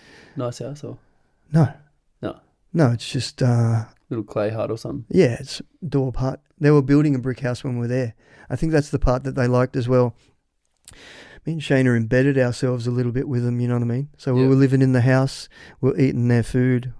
It seemed to be everybody that went eagle hunting, they did their eagle hunt with him and they'd get back at whatever time they got back. And then they either sat in the room on their phone doing their Instagram stuff or sending their stuff out, or just pretty much did their own thing, read a book. Yeah. Where we were just, whatever they were doing, we were doing. Yeah, we're in. Like they're building a house, we went and joined the bricklayers. Chucking bricks and mixing mud and getting involved. And so they were really impressed and happy that we got involved so much. Yeah, we really immersed in ourselves with it. And then once we rode for the first day and he's seen how we could ride through the mountains and steer whatever, he's like, but they're not, which meant like you're on your own now. So then we got up. Normally you'd get up and he'd have the horses caught and bridled and saddled, or you might proc your saddle on, but he'd check everything. Yeah. In the end, your horses are out there, you two. He's a good. You guys go and handle it. Yeah, you handle it. You can handle it. So. Sick, man. That sounds wicked. Yeah, so we got to do that. We should have a look at you should get some of those photos up. Have you been to the Milton Hotel? Yeah. I've got them on the wall. Do ya? I've gotten them print up by Panofsky printed me up. Oh, really? 4 of them. I put them on the wall up in there. What, printed and framed up on the wall? Yeah, big as that hole there. Shut up. Yeah. All right. Yeah, so we did that, and then in the middle of it, like I said, we embedded with the bricklayers and the whole family and got involved, and we were just involved in everything that we possibly, like every minute we could get something done, we were into it. We just wanted it so much. And so there's this thing over there that they invited us to. It's called a bispama. I don't know if there's a K at the end, but a bispamak or bispama. And it's like their traditional, let's say, baked dinner, if you want to call it that. Yeah. So we had one out the mountains as well, because we went to Tavern Bog where all the glaciers are, the highest mountains there. Mm-hmm. And we met the landowner. So we actually did 2 bispamaks while we were there. Oh, don't forget, it's all sheep. It's all meat. It's only sheep? It's only meat, the whole place. There's no veggies, there's hardly anything. No veggies at all? Pretty much nothing. We've got... And only sheep, like there's no beef, there's no lamb, there's no... You might, if you were in a different area, you might eat reindeer. What the heck? Yeah, and Shayna's a vegetarian. Oh, fuck. At the time. Yeah, well, she did it at the Bispamar. So what they do is they invite you to it. So we did one in the mountains with the landowner. I think the same thing, we were staying in a gur over here and he was in this gur here and he was playing the traditional Mongolian guitar, which is just a 2-stringed guitar. Oh, yeah, I know that. Yeah, I can't remember the name of them. Anyway, Shayna's asked, she said, can we play the guitar? And he's got someone to bring that over to him. He stayed in his thing. And then Shayna's tuned it to whatever she could tune it to and get her song. So she's singing. Then I had to go and played a couple of songs of mine trying to, this open tuning 2 song. And then he was like, well, whatever. We have Bispamak. So we had one out in the mountains and we also had one in town. So the one in the mountains is, these guys are huge landowners. They own most of Tavern Bog, which is the highest part up there. So there's the landowner and his wife, and he's got 3 sons. 2 of them sons are married. Plus there's now me, Shayna, our translator, our cook, and our guide, our driver. So they kill a sheep, cut the sheep's throat, bleed it out, use the blood in some of the sausages and some of the things that they make for later on, and they keep the blood stored away, and then skin it. Skin gets to the hide, whatever like that, and then as they cut the stomach out, they gut it, take all the offal and the insides out of it, and put it all to the side. Whatever veggies they got go in the chest cavity, and then they put all of the things that they've pulled out, which would be heart, lung, tongue, liver, kidney, all of the offal. It goes back inside. They stitch up the belly and they put it in this big cauldron, and it just boils and cooks all day. Whilst that's cooking and they're stirring it, they've got the they've been out milking the goats in the morning, which we helped with as well. They're making milk and they're making pasta sheets, which would be like almost like the sheets that you'd see on top of a pie, like pastry. Oh, yeah. Yeah, and they're rolling that flat. Like puff pastry sort of? Yeah, it's not puff pastry, but it's just like thin, doughy pastry. Yep. And then sheep's cooked at the end of the day. They slice it all up into pieces. So they slice the sheep up and they put a layer down and then a layer of pasta and then a layer of sheep about this thick and then a layer of, well, the pasta. Let's call it pasta, but it's pastry. Yeah. And then on the third tier comes the kidney and the liver and the heart. And it all gets sliced up into pieces, big chunks. It gets put down, more pastry, more sheep slices, more sheep slices, more sheep slices, another 3. And then on top of that goes the tongue, something else. Fucking nutsack. Probably nutsacks in there, believe me, it's in there. Yeah, no, because of the skull. And then a bit more pasta and whatever. And then on top goes the skull. Shut with up. the eyes in it and the teeth in it and everything's still in it, and it comes out on this tray, like takes 3 people to carry it. It's got the whole sheep, and it comes out onto the tray, and we're all sitting around on the floor with a big table in the middle. Everyone's got their knife, and it's only right-handed. Left-handed doesn't get used, you know what I mean? Because it's a Muslim thing. And landowners here, and then first guest female with Shayna on this side, then me, then his wife, then Shokan, our guest, as it went down that way, and then his sons were at this side. Or his younger son was next to his wife, and then it went down his second youngest son, wife, you know what I mean? Like there's a full structure to it. Hold hands, do the a Muslim prayer or something like that. Thank you for the land, thank you for the lamb, thank you for the sheep, thank you for this, that sort of stuff. And then dig in, and it's just everyone's in with knives, and it's like. What are you doing with this skull? Are you fucking... It's still on top. It's he's eating it? He's ripping shit off it? At the start, it's ceremonial. It just sits on top. Once everybody in the prayer's done, they take it off and they put it on the side, and then you're in. And you grab some, you just grab a chunk, and you bring it back, and you're holding it. You don't use this hand. You just hold it. So you're cutting it with your thumb on the edge of the plate, and you've got your little spot, and you slice it up, bit of pasta, bit of this, and then you eat it. So Shayna's into it, you know what I mean? She's not into it, loving it, but she's into it because it's a ceremonial thing put on for us, because they like the way that she played guitar, and she played a few songs for them, and we had a good ride out with them and whatnot. Anyway, so it gets down and chews down. You're into the heart. So I tried everything. Heart was chewy and hard. Didn't like the kidney. Liver was all right. What else was there?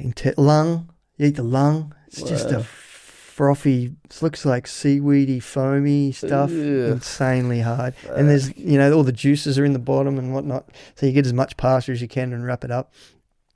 Thing gets down a little further like that, and they pull the head in, and the head's like a boiled up, half skinned. Still got its eyes in it and its teeth in it. It's sitting there like a mad skull. Gets his big knife, puts his big knife in the top and just cracks it in, spins it, opens up the head, just pours out all the brains, and all the brains lay on there, splashing everywhere. Oh my gosh. So in the middle of all that, we're still sort of talking, and it's translated, so he says something, translator quickly gets it to me and Shane, and then we get to ask our questions, goes to the translator, and it's a little bit stagnated. And the wife, the landowner's wife, who I'm sitting next to and Shayna is sitting next to, so like I said, landowner, me, Shayna, landowner's wife, youngest son. She's finally found out Shayna's 22. And but they're gonna. It's like, my son's 22.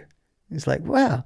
So she gets up, gets over and squashes in next to her husband and pushes Shayna over until they're shoulder to shoulder and leg to leg. Like, she's squashed him in. She's setting him up. Well, yeah, Shayna rides horses good. She's not scared to kill a sheep. She's not scared to eat the meat. Well, she's like, this girl, she can, the whole conversation's going on. And Shayna and him are looking at each other and we're just like, oh my God, embarrassing, mum. And Shayna's like, okay, this is what it is. Yeah. So she's just gone with it. And then they offer you they pull out the skull and they get the eyes out. They offer you the eye. They always want to offer the eye to you. I'm like, look, I understand it's a delicacy and you want to give it to me, but I know how much you like it. This is all from the translator. I know how much you like it, so you have it. You have the eye. So he puts it, he's like happy. He puts it in his mouth, and as he bites it, it squirts out of his mouth and just squirts straight onto Shayna and the boy, just like all on their chest and all on their legs when they're sitting together.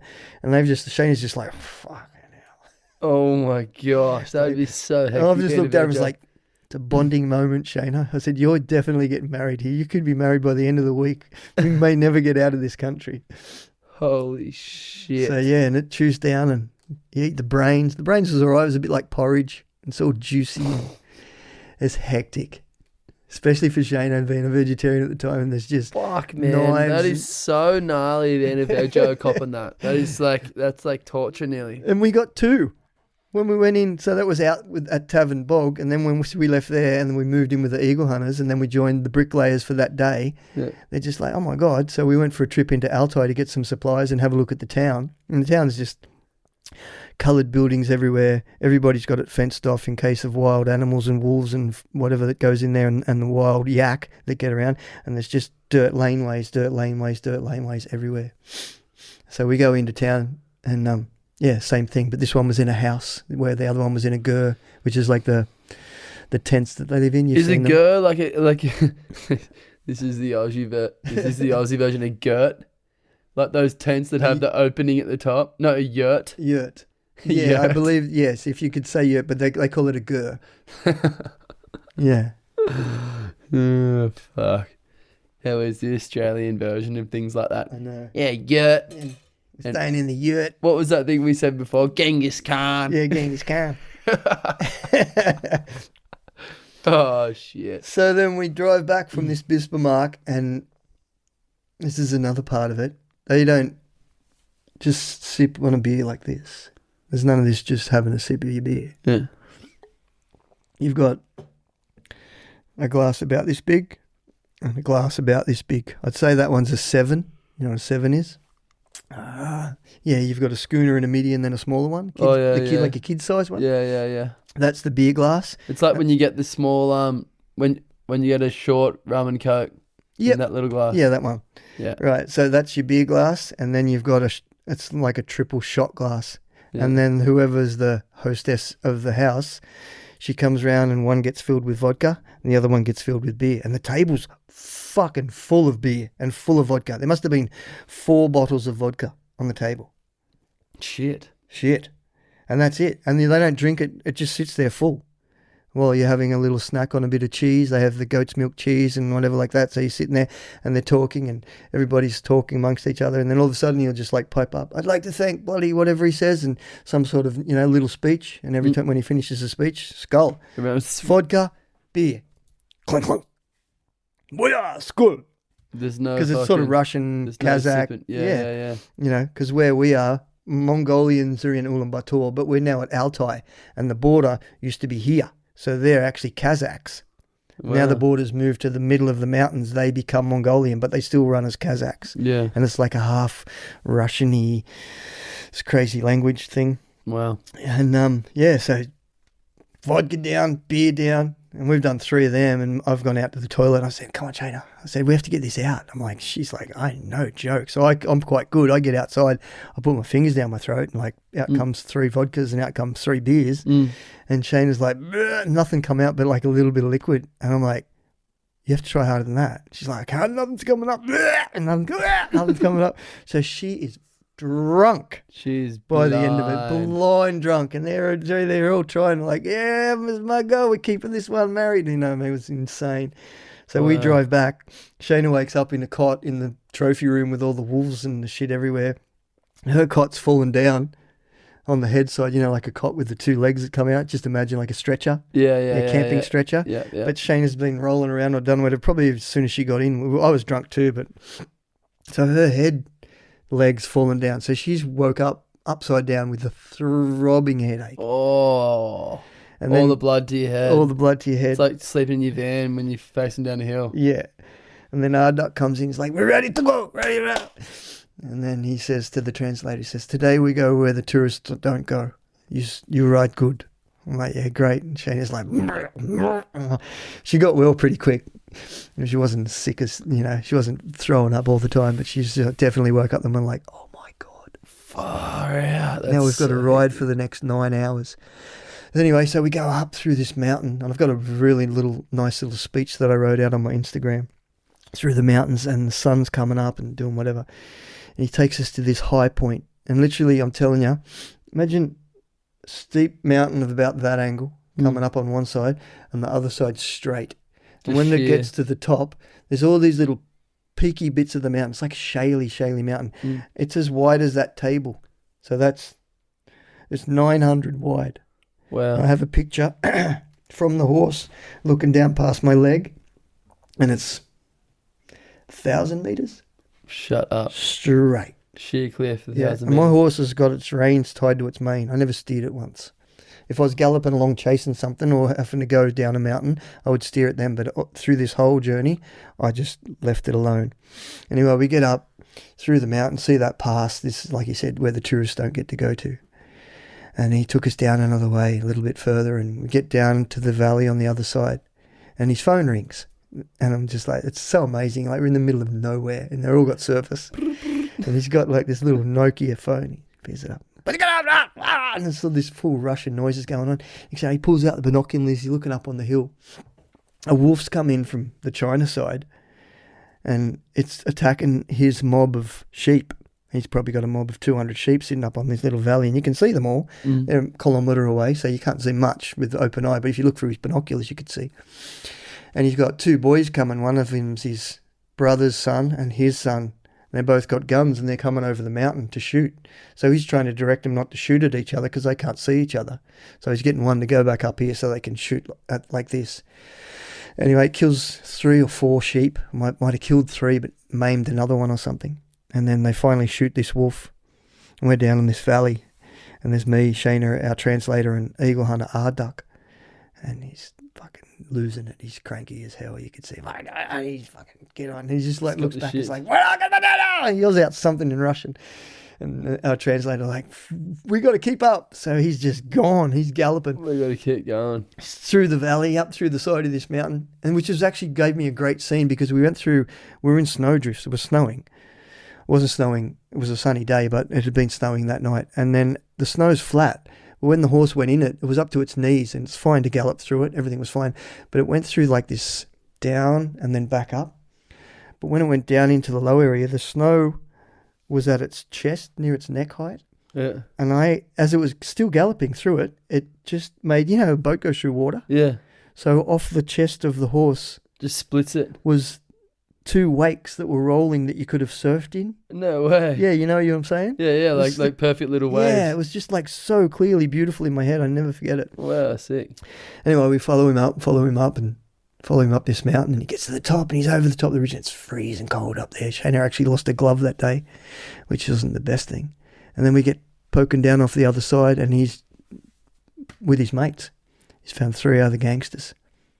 So that's the picture you'll see that's in the Milton Hotel. I've got it on my phone. I'll show you later. Yeah. But they're there, and they've been hunting a fox, and you see all the tracks running through the snow, and we're sitting there sipping tea, eating biscuits with these because he does the touristy thing. So he's wearing all the traditional gear, where these guys are just full gangsters, guns on their back, bullets in their belts. Not the tourist guys, just the guys that live that shit every day. The guys that just and we got to hang out with them for the rest of the day. We were hunting with 4 other eagle hunters. Wow, sick. And I got a picture. I lined them all up on top of this mountain with China in the background. Like the mad snow-capped mountains about 2 k's away with a big valley in between us. And I got them all sitting side by side. 1, 2, 3, 4, all holding their 4 eagles. Wow, that's a great picture. Crazy, man. Yeah. So yeah, if you ever get a chance, that's a great place to go to. Mongolia. Yeah. So wide, vast, open. It's like definitely not somewhere I've ever really thought about, but shit. Like those I just remember watching those videos as a kid, the eagles, eh? Mm-hmm. Fucking wild. Yeah. And then we come back from there pretty much the same way. Back from Altai, back to Ulaanbaatar, hang around there for a few days. We got some bikes. We trekked out to another area. We were going to the Huton Valley, which is really, really old, 7,000-year-old temples down there. And we've been riding on motorbikes. One of Shana's first trips on a motorbike, really. Yeah, right. And first day was perfect, beautiful sunlight, everything like that. And then the second day, we camped that night, got some great photos, camped that night. And then we woke up to the westerlies here. Woke up to one of them, so we're trying to ride bikes. Ripping wind. Yeah, it's 0 degrees. We get to this little town. We're filling up with fuel, and this guy on on a KTM something 1200 with all the bells and whistles on it. He comes past and pulls up. So he says, "Where you going?" French guy. He says, "We're going to the Houton Valley." And he's like, "Come, we have tea." So he gets up, just like a French guy, gets up to the thing, doesn't say another word, parks his bike, gets out, get into the restaurant. There's everybody having their breakfast in this, we're in snow-capped, you can imagine this valley, full Mongolian people everywhere. Park ourselves up the back, sits there, crosses his leg, rolls his cigarette, lights his cigarette, has a big puff. He's like, "I come from France."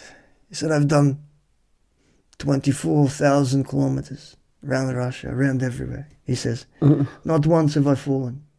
He says, "I just come from the Houton Valley today. I fall 25 times in 1 kilometer." Holy shit. I'm like, fuck. He's like, "You don't go there." I'm like, "Shit, righto." So we turned around and he took off then after we had breakfast, but then we headed back. And as we were at that town, we could see the Houton Valley was only another 50 kilometers away. But there was this dome of just spinning, vortexing cloud just sucking and going back down, like this thing right there. You could see it was huge. And that was the Houton Valley.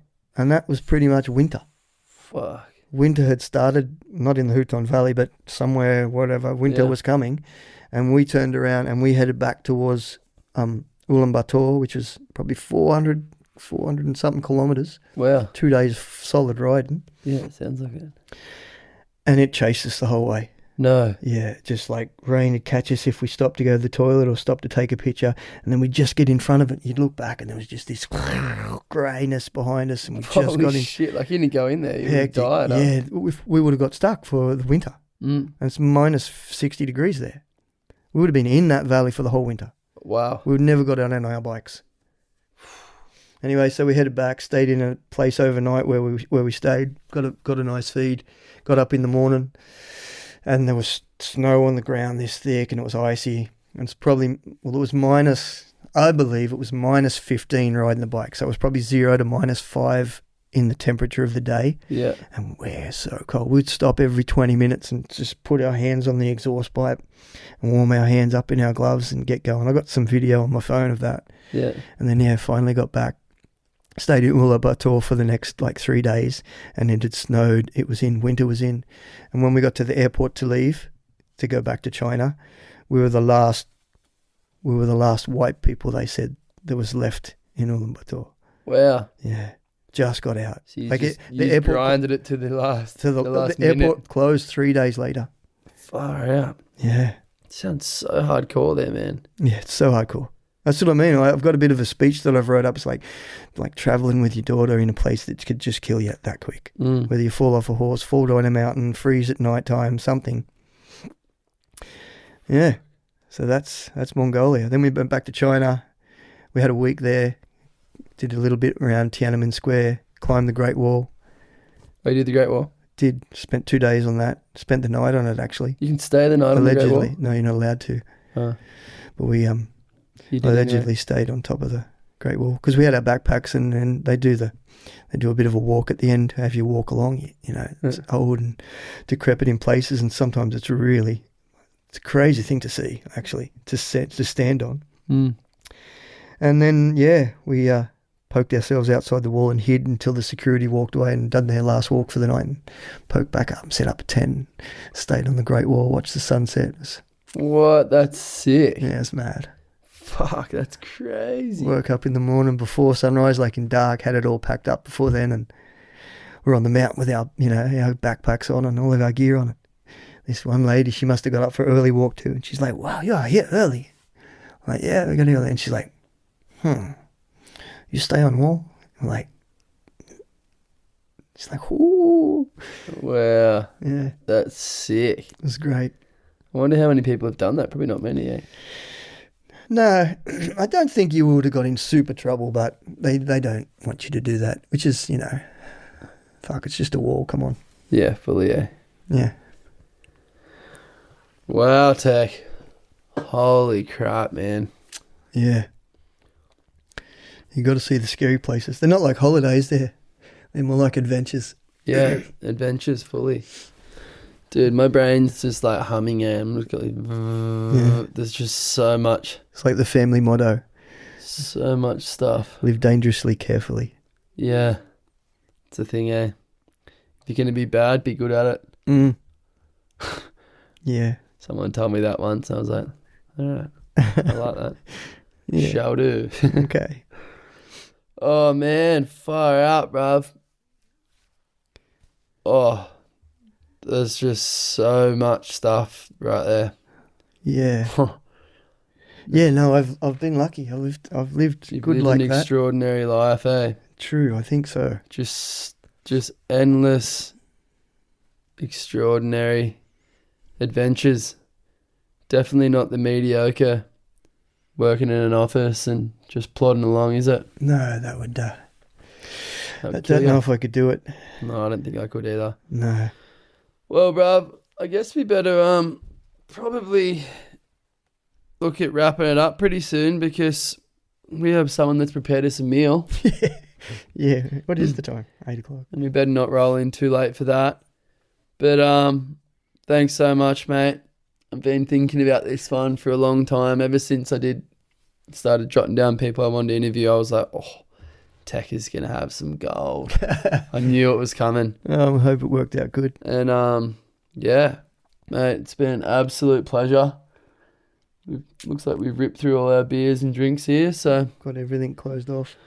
it's looking like we're pretty much about ready to close it up. Mhm. But thanks so much, bruv. Mate, it was good. Thank you so much. I can't wait to sit back and listen to it all again, to be honest. Yeah. Oh, that's a good thing you're doing. I've listened to them. I think, yeah. It's a good thing to have. Thanks, mate. But righto, well, thanks everyone. Get yourself in the zone at work, throw your headphones on and listen to part 1 and part 2 of this. This is going to be 2 stages because Oh, yeah.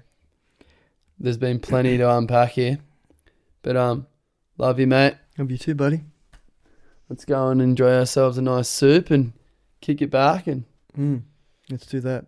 can't wait to hear more stories. I'm sure we'll probably sit down at dinner and then 5 more will come that we haven't spoken about. Maybe we'll have to do a follow-up. Yeah, that's what happens. It gets trigged onto another little subject. It's like, Always. There's a whole another session.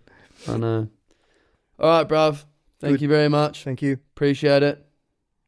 Bye, everyone. See you all.